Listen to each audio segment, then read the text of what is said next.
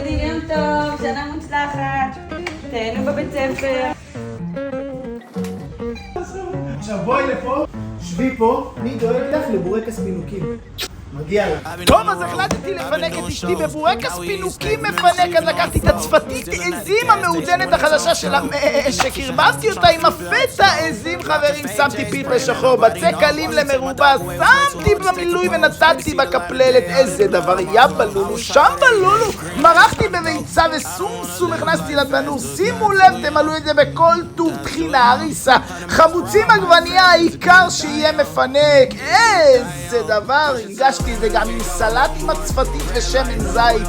סלט עם גבינה צפתית של המשק, אפשר בלי טחינה, חמוצים, זיתים, ביצה. בחיי החזרה לשגרה. חיים. וואי, אין לנו את זה.